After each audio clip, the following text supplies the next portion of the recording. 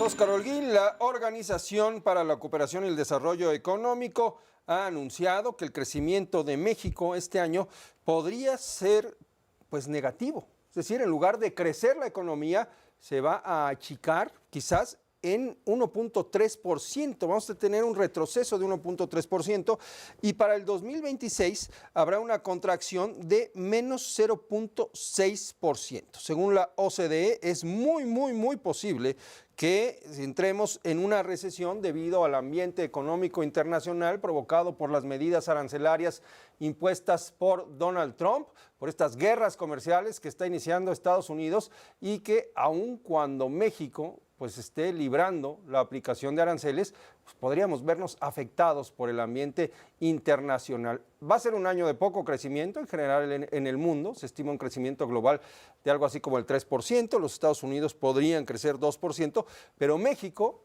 según los pronósticos, pues podría decrecer. ¿De qué se trata? ¿De qué estamos hablando? Está en la línea telefónica, está de hecho por Zoom, Luis Miguel González, periodista, director general del periódico El Economista, a quien siempre saludo con gusto. ¿Cómo estás, Luis Miguel? Con el gusto de saludarlos, Primitivo. Buenas noches. Gracias por estar con nosotros y platicar a través de estos micrófonos con la audiencia de Grupo Fórmula. ¿De plano no vamos a crecer? ¿De plano se va a achicar la economía mexicana? ¿Hay forma de salvar la recesión, Luis Miguel? Creo que la segunda pregunta es la más relevante y es ¿qué se puede hacer? ¿Qué depende de México en un año complicado? Lo que nos está diciendo la OCDE, hay dos palabras que probablemente quienes nos estén escuchando ya estén hasta el copete. Una es aranceles y otra es incertidumbre. Los aranceles y la incertidumbre, la combinación de ambos, van a traer menos crecimiento, van a traer menos empleo y también van a traer más inflación. Los pronósticos de la OCDE consideran varios escenarios. Uno es aplicación completa de aranceles a partir del 2 de abril, que es el peor escenario posible.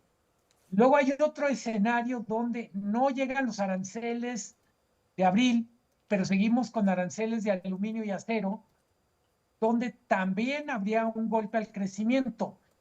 ¿Qué nos dice la OCDE? El escenario para México, aún el escenario menos negativo, sin aranceles, un escenario de crecimiento prácticamente cero. ¿Por qué?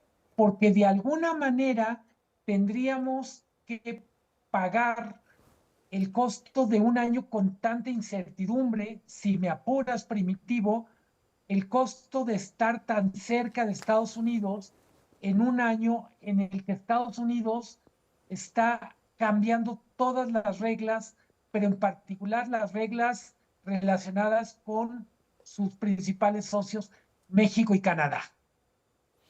¿Qué podemos hacer ante este cambio de reglas, ante este cambio, pues finalmente de paradigma fijado por Donald Trump, en donde el TEMEC ya no es una garantía de gran cosa, Luis Miguel? Vamos, si hay una especie de cinturón de seguridad ante pues, el freno que puede poner las propias reglas del Tratado de Libre Comercio a los afanes de Donald Trump, pero aún así, vamos, el TEMEC como lo conocemos está en veremos, ¿no? Totalmente. A ver, yo diría, el TEMEC como lo conocemos está literalmente en terapia intensiva. Wow. Cuando el socio dice, te voy a poner aranceles, pero además no abro la puerta para que estos aranceles se discutan a través de los mecanismos que tiene el TEMEC, que son los paneles de resolución de controversias, sino simplemente es, te pongo los aranceles y además te voy a evaluar por la cara que pones cuando te diga que te voy a poner aranceles, pues nos la ponen muy complicada. La OCDE dice, entre las recomendaciones, es un documento que quienes nos están escuchando, viendo, pueden consultar, son 28 páginas, se refiere a todo el mundo, pero obviamente a nosotros nos importa México más que lo demás. Dice la necesidad de mantener disciplina fiscal en estos momentos. Probablemente la tentación primitivo sea, bueno, vamos compensando lo que no vamos a tener en Estados Unidos o con Estados Unidos a través de más gasto público para ahorrarnos esta desaceleración o este crecimiento negativo en el 2025-2026. El problema es que hay que tener mucho cuidado con que no se desordenen las finanzas públicas, porque eventualmente pasaríamos de tener un problema de balanza comercial a tener un problema fiscal. Y el otro tema que es relevante es poner atención a los temas en donde México ha avanzado, pero está como a mitad del camino. Pienso el tema de recursos humanos, infraestructura, instituciones. Yo diría, Primitivo, hay que reconocer que es una situación difícil para todo el mundo, pero México está en una condición de vulnerabilidad mayor que otros lados. Incluso esta expresión de es que Estados Unidos no lo va a hacer porque se pegaría un balazo en el pie. La verdad es que los pronósticos de la OCDE no tienen un ajuste tan drástico en el crecimiento del PIB de Estados Unidos como en el de México. México le tumban 2.5 puntos porcentuales de crecimiento. Pasamos de 1.2 positivo a 1.3 negativo. En Estados Unidos literalmente le dan una especie de pequeña trasquilada a su PIB, pero no un recorte mayúsculo, no a la escala que le están dando a México. Correcto. ¿Cuál para ti, Luis Miguel, cuál es el panorama? Porque al final de cuentas parece que estamos en un callejón sin salida. Se habla de pues, tener disciplina, de poner orden en las finanzas. Aquí te haría unas dos últimas preguntas.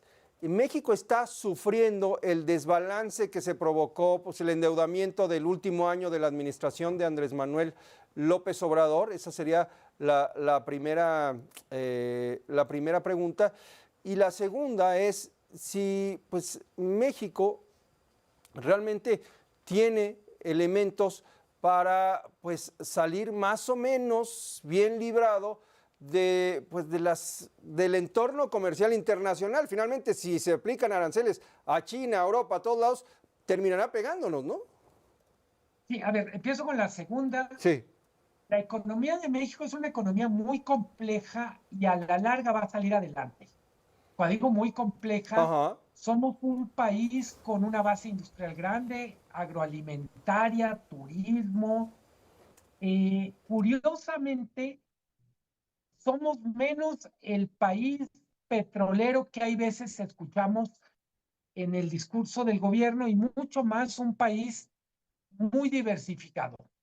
Digamos, no es una mala noticia que México haya dejado de ser una potencia petrolera y se haya convertido en una potencia mediana, industrial, turística, agroalimentaria. Me parece que estamos en una base más sólida para enfrentar el temporal en el mediano y el largo plazo. No nos vamos a ahorrar un 2025 muy complicado. La segunda, mejor dicho, mi segunda respuesta es a tu primera pregunta, Primitivo. Sí vamos a echar de menos los recursos que se derrocharon en el sexenio de López Obrador. Ahorita nos vendrían espectacularmente bien los 20 y tantos mil millones de dólares que gastamos en Dos Bocas como país, o el dinero que gastamos en exceso en el Tren Maya.